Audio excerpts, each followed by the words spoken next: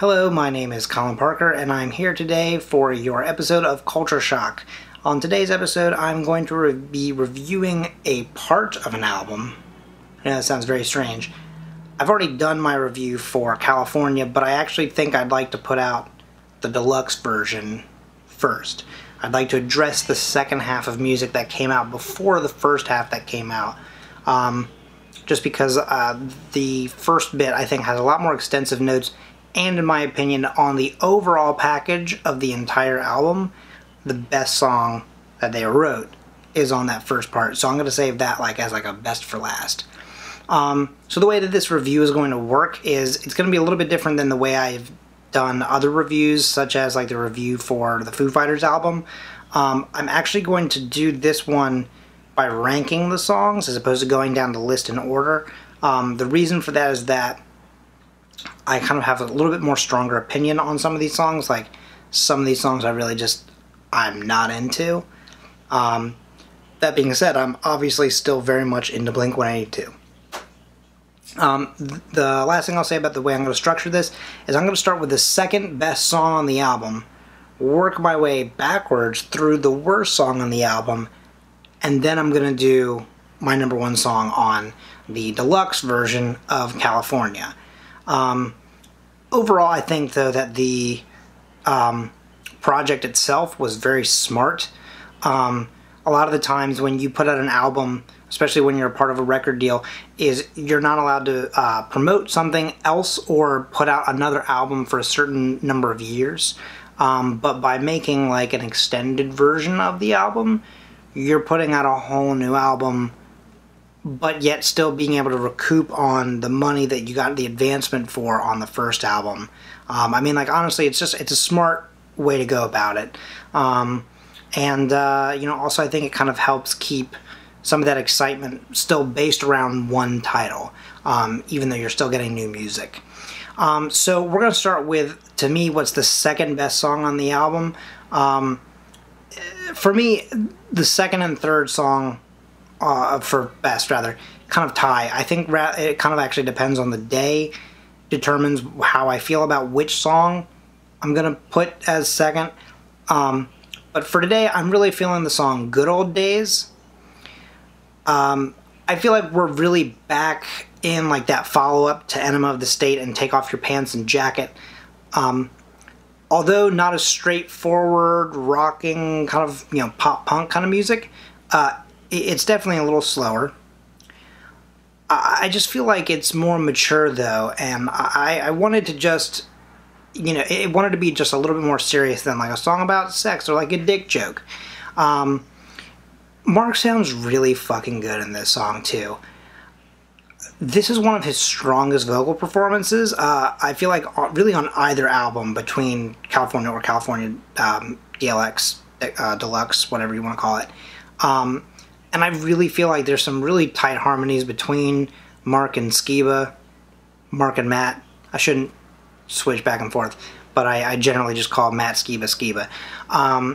But between Skiba and Hoppus, there's some really, really tight harmonies, and the actual lyrical component to the song is something that I really kind of almost resonate. I know I resonate with.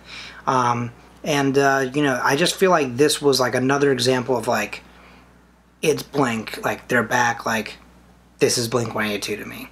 Although Skiba does sing in this song, it's mostly focused on Mark, which I think is fine because it does give me a little bit more of those elements of the older albums where it's this is a Tom song, this is a Mark song, this is a Mark song, this is a Tom and Mark song, you know what I mean? But it used to be kind of this person or this person, not a lot of this person gets this part of the song kind of thing. With an all Mark song, even though Skiba sings for a portion of it, it just adds to the overall sound.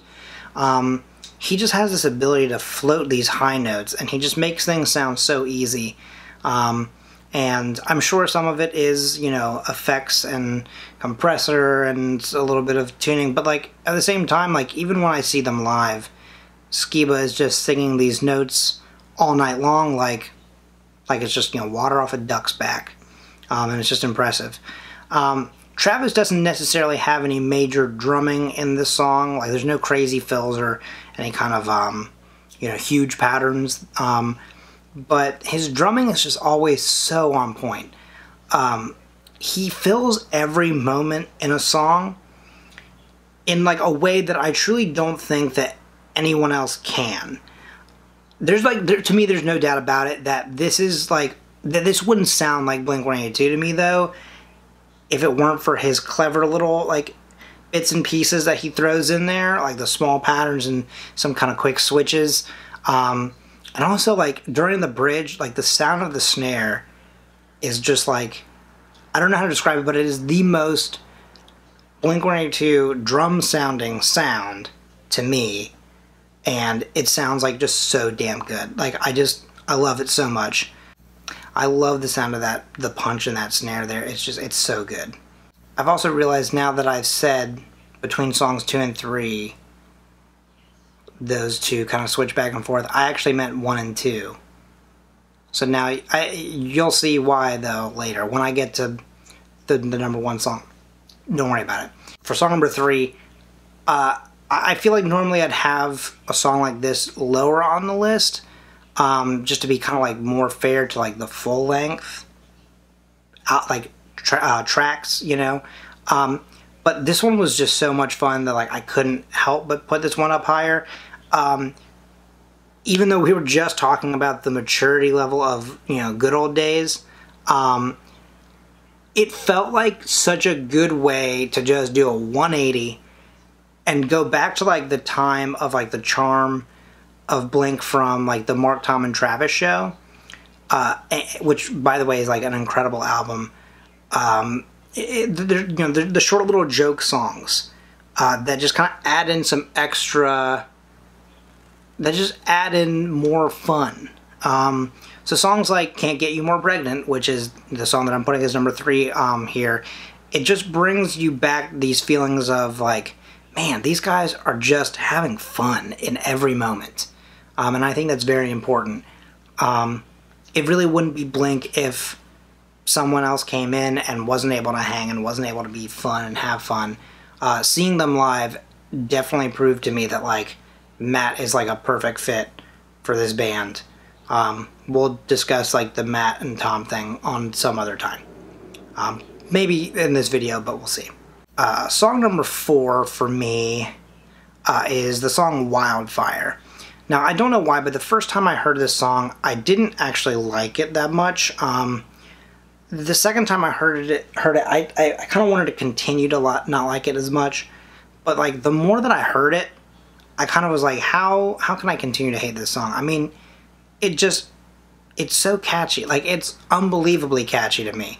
And you know, the official Blink-182 social media accounts had put out the song and said, imagine if, you know, Enema, if your favorite song from Enema and California had a baby.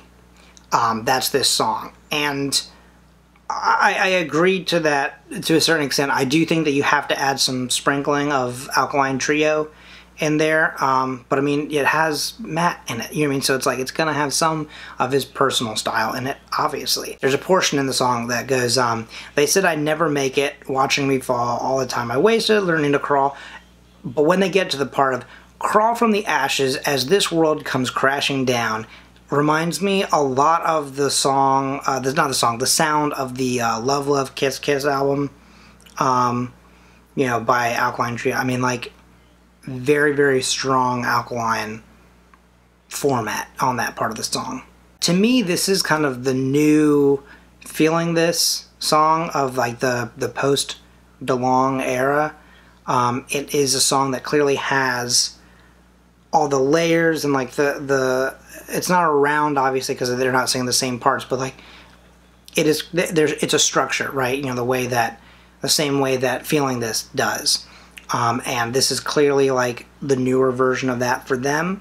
Something that has Matt's, you know, for lack of a better term, blood in it. I appreciate the level of what they're trying to build in that song, though. Building off of that new feeling this comment, I could see the effect that they're going for with the end. The lyrics, I think, are a little bit predictable, which I think is really the only way to describe it.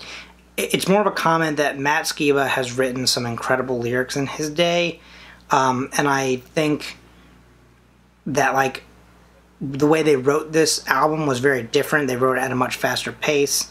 Because they did it like that, and then just immediately going into recording, it definitely changes the overall sound, and like the quality, I guess you could say, of his writing.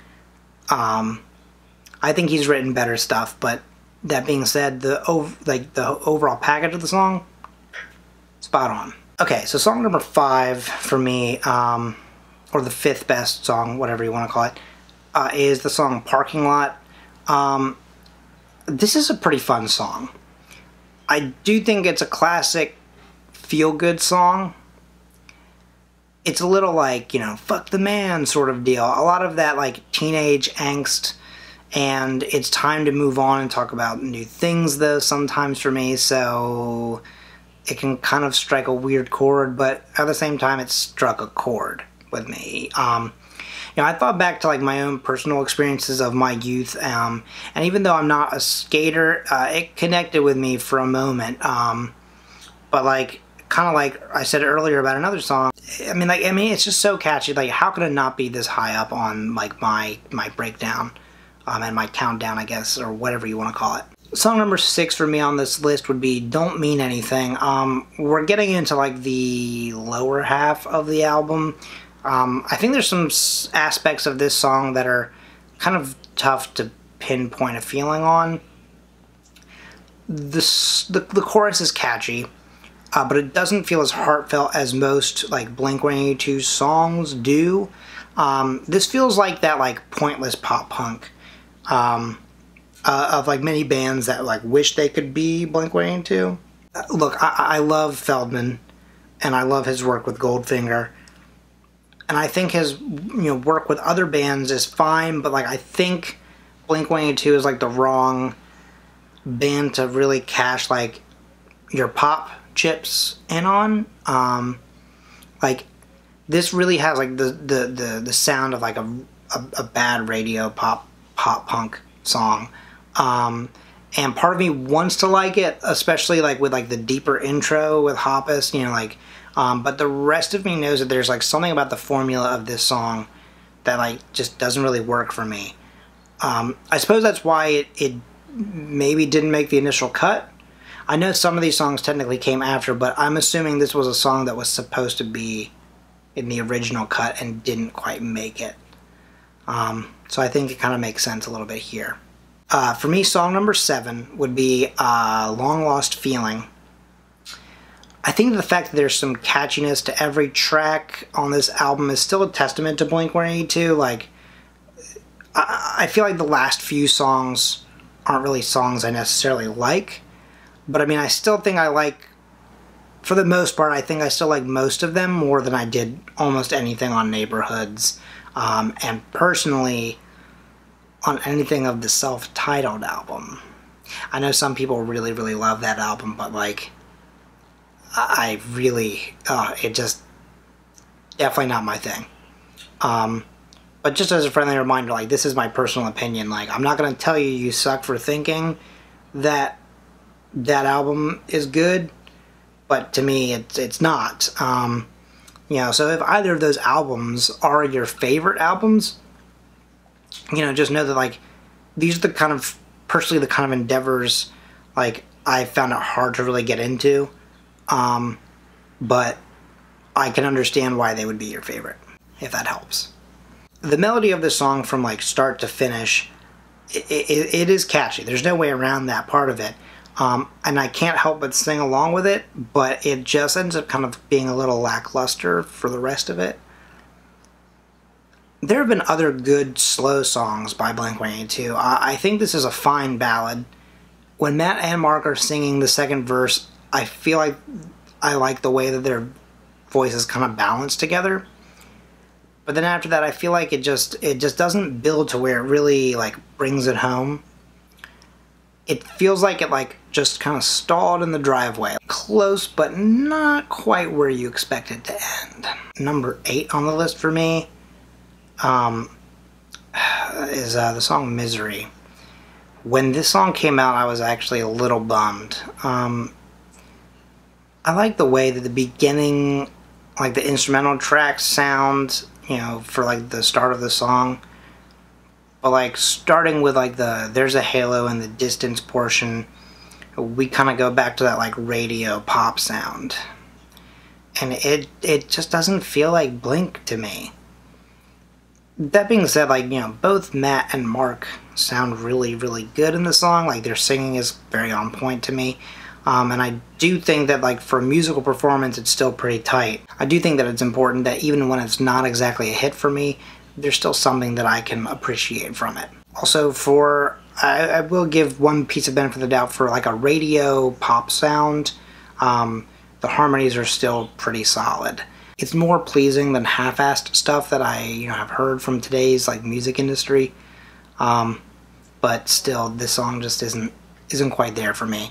So that's why that song made number 8 on the album. Song number 9 is Last Train Home. I think the theme of the whole video here is there's a part that's at least catchy. That's the chorus of this song. That's not enough to save it though.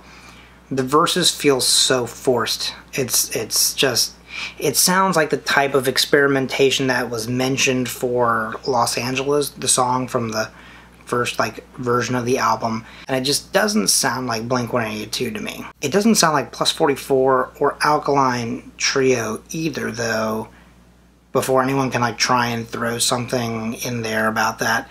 Like someone probably said, you know, this band or album or song used this effect, and then this person used this sound effect. We should try and incorporate that in a similar fashion in this song, but it didn't work. Song number 10 is 6-8. Quote, "This is our weirdest song yet." No, that was most of the self-titled album, which was a complete 180 from Take Off Your Pants and Jacket. God, that album just still feels so out of place to me. But don't get me wrong, like, I'm a fan of trying new things. Like, you know, you can't stay static. I know that you can't keep doing the exact same thing either when you don't have a certain person in the band anymore. You do still need to stay true, though, I think, to, like, the overall effect of what the band is. And it makes it apparent to me that there's a slight change of direction to your personnel change. But, you know, when you have to establish a new era, you should still respect what came before that. Writing in a new time signature is cool with me as well, but it isn't really that, like, weird.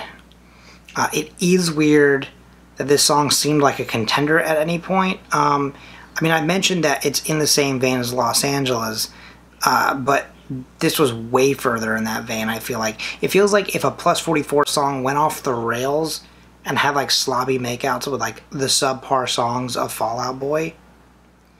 California was one of the most sonically pleasing albums that I've ever heard. The mix and master to that album was really, really fucking good. But it was like thrown away on this song. Like, the guitar seemed to be flying way above the vocals. When Matt's screaming in the background, like, I still don't even know what he's saying. The spoken word portion doesn't seem to fit with anything else on the album either. It just feels like this song was thrown together in GarageBand, like, quickly before someone's mom, like, yelled down into the basement that the Totino's pizza rolls were ready. You know, like I said, it's fine to experiment, but, like, I just really hope that the sound of this song isn't gonna become a frequent thing for Blink-182. Song number 11, Bottom of the Ocean. Okay, it's another Los Angeles type song.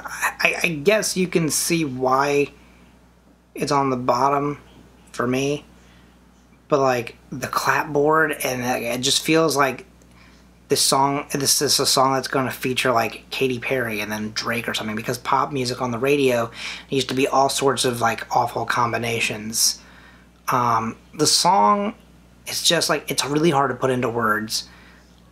There's one solid moment of Mark's bass cutting through that sounds like really dope and just sounds like classic Mark. but the rest of it just feels like it's gonna be like a title song from like Suicide Squad 2, The Curse of Jared Leto's Gold. There's one problem that this song has that 6-8 doesn't. The whole album had it really, like, it just feels so incredibly overly produced. If it came down to this and Los Angeles to be on the very first album, I'd honestly rather say, like, just please put Los Angeles over this song at any point. I very rarely say that a Blink-182 song sucks. It usually just gets like an or it's okay, you know, for me. Though I never really liked the song I Miss You until I heard Matt Skiba sing it, because then it had real emotion. It also legit moved me and everyone around me to tears. That was one of the greatest moments of my life, actually, was like that whole concert. But yeah, Bottom of the Ocean, sorry boys, that's a no for me. Okay, so before I go into the #1 song on the album, I am going to give kind of an honorable mention, which is the Bored to Death acoustic track. I did want to rank this song because it is a different arrangement of a song that's been mentioned in a previous video, which I'm pretty sure is going to come out after this one. Though I would like to talk about it for a second, though. When I originally heard this track would be on there, I was like, you know, why?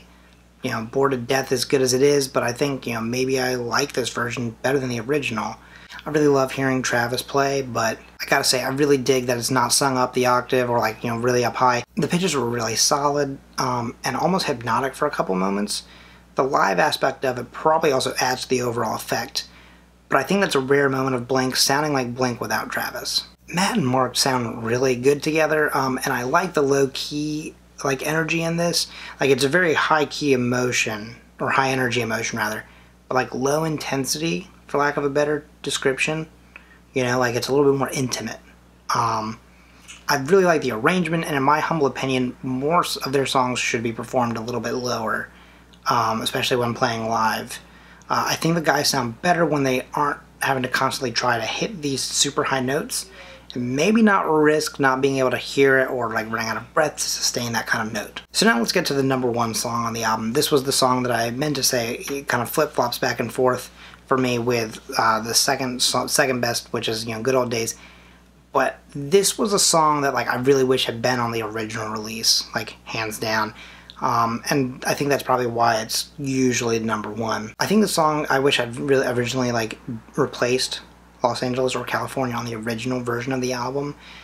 I think it feels like what Neighborhoods and Self-Titled really should have been. It was the type of sound that you got in those albums, or that you were maybe looking for in those albums, and this is just like the song that makes all of that sound good.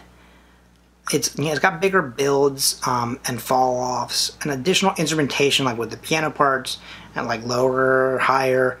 You know, and Skiba's soaring vocals just really make me happy in this song. You know, Mark sounds particularly good in this song, but, like, Skiba just, like, it's like that thing I was saying earlier. He just sings these certain notes and it just makes it seem so easy. The bridge was like a solid pullback and then build back up. Hey, I'm Sorry was also on the Japan, like, bonus track version or whatever.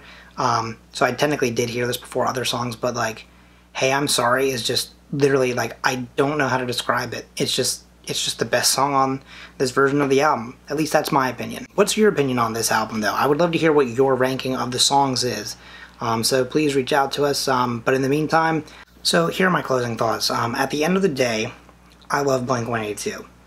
I love the addition of Matt Skiba, like, unbelievably so. I'm super here for it, and I'm here to hear more of it. Blink-182 has always been my favorite band. They were the band that made me want to have my own band. So, you know, thank you to Matt, Mark, and Travis for bringing us California, and thank you for bringing us California Deluxe as well. I'm truly happy to have new music from you guys, you know, from such a great band, and it warms my heart to see you guys all happy again. Like, that's super important to me, and to see you guys back out there. Thank you, and I truly hope that I get to see you guys again soon. Once again, my name is Colin Parker. Thanks for joining us here on Culture Shock, and we'll see you guys next week.